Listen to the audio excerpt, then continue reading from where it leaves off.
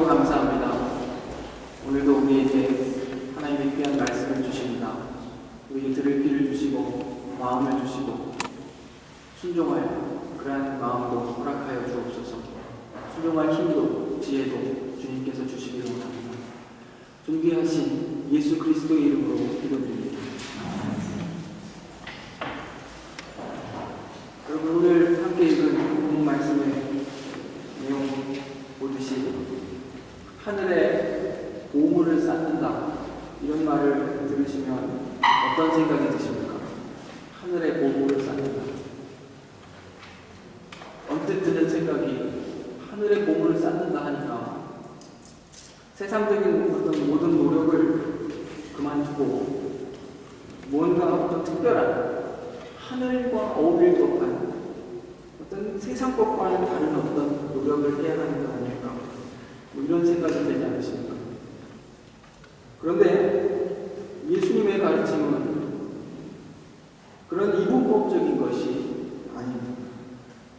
이미 주기도를 통해서 우리에게 가르치신 바와 같이 우리는 이 땅에 거하는 자들, 이 땅에 두 발을 딛고 이 땅에서 사는 자들, 이 땅에 거하며 하늘 아버지께 구하는 자들, 우리 신앙은 결코 세상을 등지는 것이 아니라 세상을 가로질러가며 하늘 아버지의 자녀로 사는 것입니다.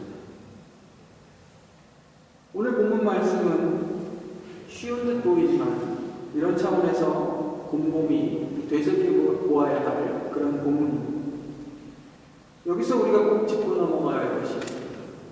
그것은 앞에서 언급한 사람 앞에 너희의 의를 흔치 않도록 조심하라, 이 말씀과 연결되어서 세상과 사람을 외면하고 고립되는 신앙생활을 갖지 말라는 것입니다. 우리의 신앙이 세상과 그리고 사람들과 굉장히 밀접한 관련이 있다는 것입니다. 이것이 전제가 되어야 된다는 것이죠. 세상과 사람을 떠나서는 우리 신앙생활이 이루어지지 않는 것입니다. 그 안에서 책임지고 살아내야 하는 것이 우리의 신앙입니다.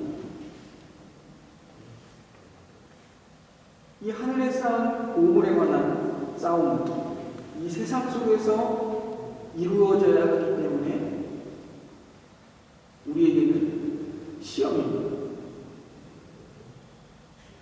우리의 신앙생활이 은밀히 보시는 하나님 앞에서 행해야 된다는 것 때문에 마치 세상으로부터 도망가는 식으로 점철된다면 어떤 의미에서 그것은 어렵지 않은 신앙일 수도 있습니다.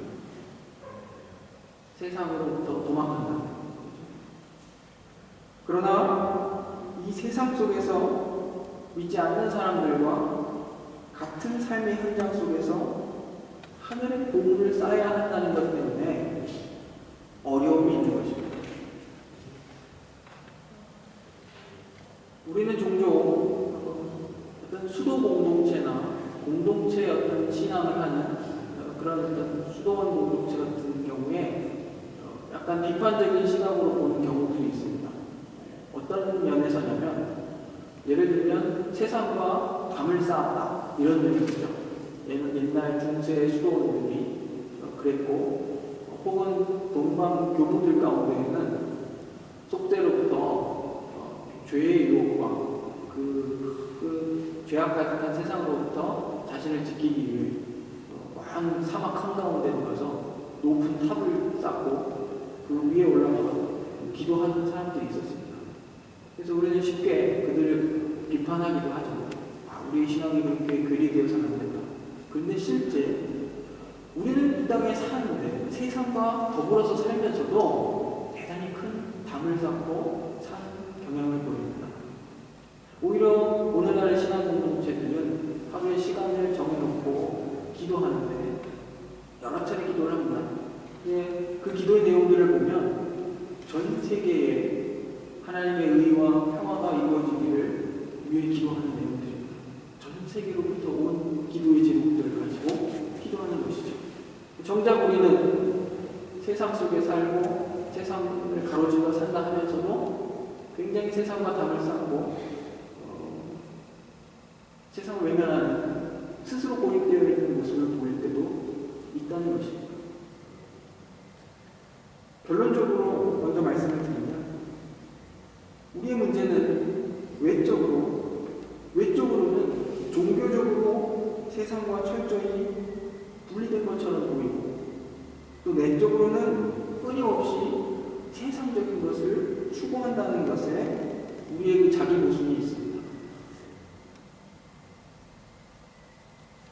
차차 설명을 해가도록 하겠습니다.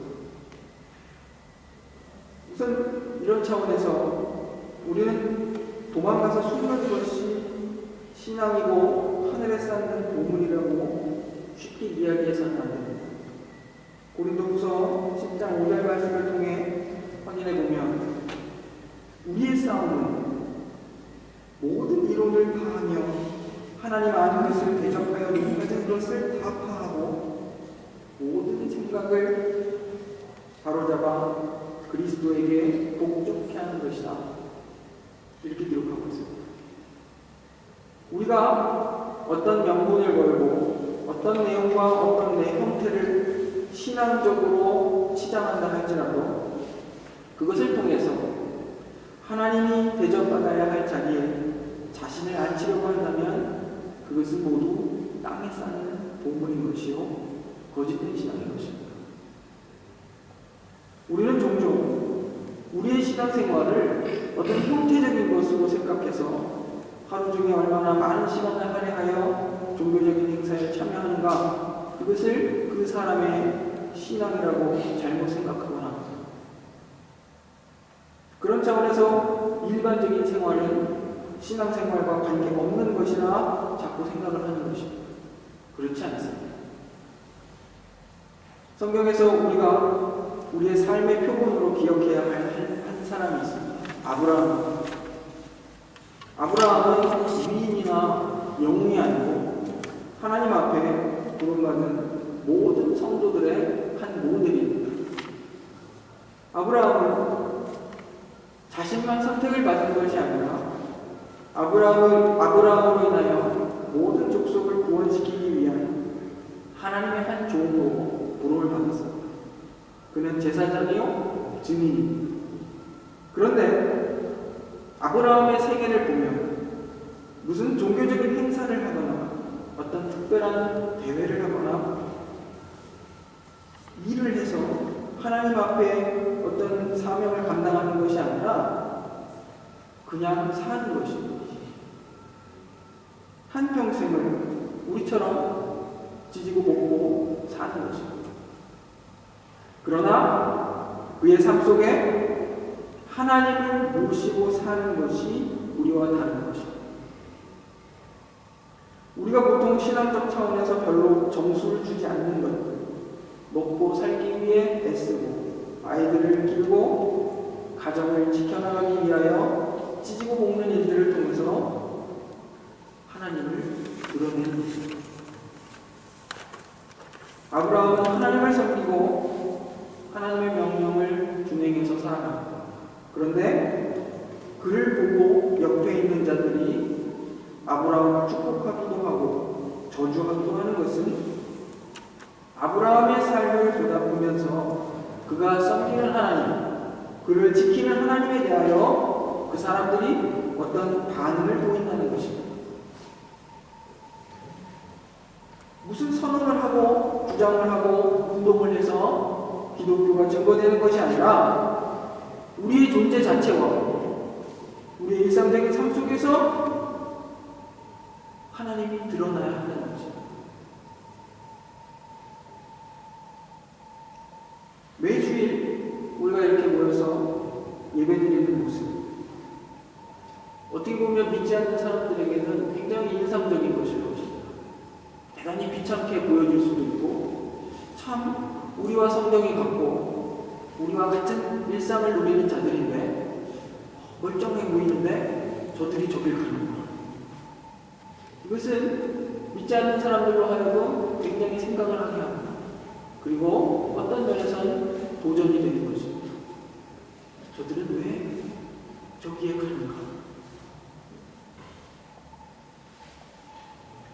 그러므로 우리는 일상에서도 어떻게 보면 믿지 않는 사람들에게 특별하게 보이려고 할 필요가 없습니다. 믿지 않는 사람들이 이해하지 못하는 종교적인 언어, 행동들로 자신을 그들과 구별지으려 하지 말고 그들과 다를 것 없는 평범한 일상을 함께 살아내는 우리들이지만 하나님을 사랑하고 하나님을 즐거워하는 자들로서 우리의 보통의 삶을 성실하게 살아간다는 차원에서 어떤 다름을 드러낼 수 있어야 된다는 것입니다.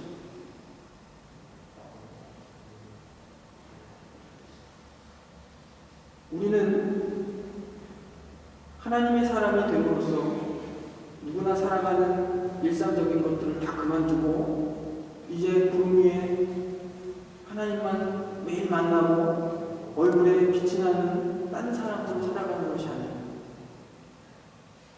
하나님은 천사를 보내 세상을 구원하시지 않습니다. 우리를 통해서 일하십니다. 그것은 이 죄에 많고 유혹이 많고 시험이 많은 세상 속에서 우리로 하여금 하나님의 사람으로 살아가라는 것입니다.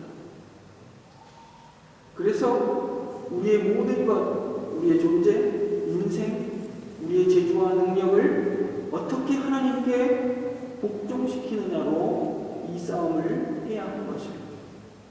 이것을 놓쳐서는 안 됩니다. 디모데전서 6장 9절의 말씀입니다. 부하려 하는 자들은 시험과 올무와 여러가지 어리석고 해로운 정욕에 떨어지는 곧 사람으로 침륜과 멸망에 빠지게 하는 것이라. 돈을 사랑함이 일만하게 뿌리가 되나니 이것을 사모하는 자들이 미혹을 받아 믿음에서 떠나 많은 근심으로써 자기를 찔렀거든. 여기서 부하려 하는 자들에 대한 꾸중은 부를 꾸짖는 것이 아닙니다. 부자는 죄가 많다 이런 이야기 아닙니다. 가난하면 청렴하다 이런 얘기도 아닙니다. 그저 우리에겐 성실하게 사는 것만이 우리의 책임입니다. 성실하게 살다가 부자가 될 수도 있고 가난할 수도 있습니다. 그것은 하나님이 정하시는 것입니다. 부자가 되기 위해 성실히 사는 것은 아닙니다. 성실히 살면 성실히 산 대가로 부가 오고 혹은 지위도 오지만 오히려 부와 지위에 대해 손해를 볼 수도 있습니다. 하나님이 우리에게 요구하시는 것은 그 어떤 것도 우리가 하나님 앞에서 성실하게 사는 것을 흔들지 못하게 하라 이것입니다. 그러므로 여기서 말하는 부하려 하는 자들은 하나님 앞에서 인정받는 것을 포기하고서라도 부자가 되어서 자기 욕심을 채우고 자기를 치장하려는 자들을 말하는 것입니다. 신앙이든 하나님이든 다 동원해서 가지려는 것을 유일한 목표로 삼고 있는 자들을 가리킵니다. 이런 사람들은 세상을 사랑하는 자들입니다. 땅의 보물을 쌓는 자들, 곧 돈을 사랑하는 사람들이라 표현할 수 있는 것입니다. 10절에 돈을 사랑하는 것이 일만 악의 뿌리가 된다는 말씀의 뜻은 이런 차원에서 돈으로 할 수 있는 것을 소원하는 그런 자들, 썩어질 것만 돈으로 살 수 있습니다. 세상 것만 돈으로 사고 거룩하고 영원한 것은 돈으로 살 수 없습니다. 구원, 거룩, 사랑, 정직, 성실 이런 것은 돈으로 살 수 없습니다. 돈으로 살 수 있는 것은 세상적인 것입니다. 세상적인 자존심, 세상적인 자랑 이것은 돈으로 됩니다. 우리는 돈을 사랑하지 하나님을 사랑하지 않습니다. 곰곰이 생각해봐요. 그래서 이 문제가 어디로 가는지 16절을 보면 오직 그에게만 죽지 아니함이 있고 가까이 가지 못할 빛에 거하시고 아무 사람도 보지 못하였고 또 볼 수 없는 자신이 그에게 존귀와 영원한 능력을 돌릴지어다. 아멘. 이 말씀이 왜 나오겠습니까? 하나님께 영광을 돌리느냐 돈에게 영광을 돌리느냐의 문제는 결국 하늘의 보물을 쌓고 있느냐 땅의 보물을 쌓고 있느냐에 연결이 있는 것입니다. 너희에게 가정을 주면 가정을 어떻게 써야 하느냐, 돈을 주면 돈을 어떻게 써야 되느냐, 지위를 주면 어떻게 써야 되느냐, 우리에게 책임을 묻고 계시는 것, 우리에게 선택을 묻고 있습니다. 그 모든 것을 하나님을 위하여 하나님의 사람으로 내가 일하고 있는지 아니면 돈을 동원하여서 내가 신이 되려고 하는지 그것을 묻고 있는 것입니다. 세상 사람들은 자신들이 하는 것을 모릅니다. 그런데 예수 믿는 사람들은 끊임없이 신앙을 동원해서 이 싸움을 하는 것입니다. 하나님 앞에 꿇어엎드려 눈물을 흘리며 소원하는 것이 자존심을 만족시켜달라 이런 것들 뿐입니다. 우리를 돌아보면 참 못난 모습들이 많이 있습니다. 저와 여러분의 이야기입니다. 신앙생활을 한다는 것은 어떤 큰 행사를 보란듯이 무슨 영향력을 미치는 그런 내용이 아닙니다. 우리에게 맡겨준 것들, 즉 우리의 존재, 우리의 인생, 우리의 가족, 우리의 재주든 지위든 그것이 무엇이든 간에 그것을 어떻게 하나님을 위해 쓰며 하나님을 모시고 순종하여 사느냐 하는 싸움인 것입니다. 하나님을 대적하여 높아지 모든 이론을 다 하는 것입니다. 하나님을 찬송하며 그를 높이며 그의 자녀로 충성하며 사는 것입니다. 이것이 하늘에 쌓는 보물입니다.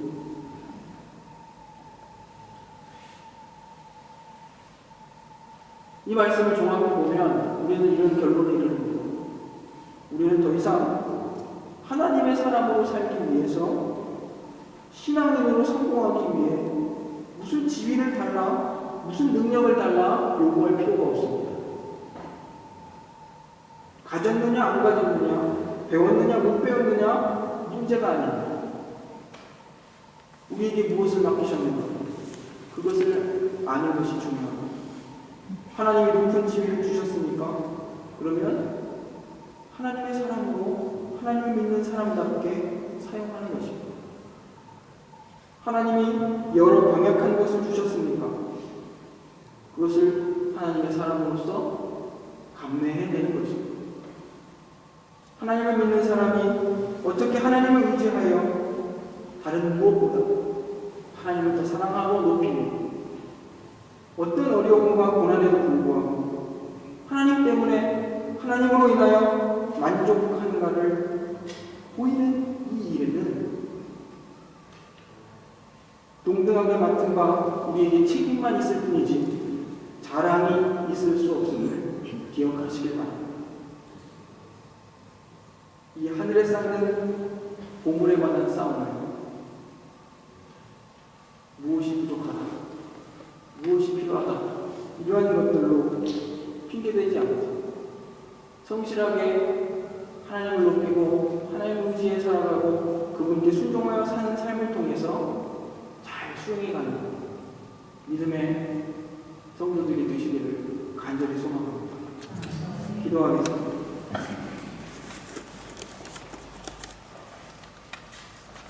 하나님 아버지, 우리에게 참 우리의 삶과 환경을 주셨습니다. 참으로 감사를 드립니다. 우리에게 허락하신 이 땅에서의 삶, 우리의 가족과 교회와 직장과 우리에게 허락된 그 모든 관계들 속에서 하늘의 공을 쌓는 싸움을 잘 싸워갈 수 있도록 지혜와 힘을 주시옵소서. 하나님을 대적하여 높아진 모든 이론을 파하는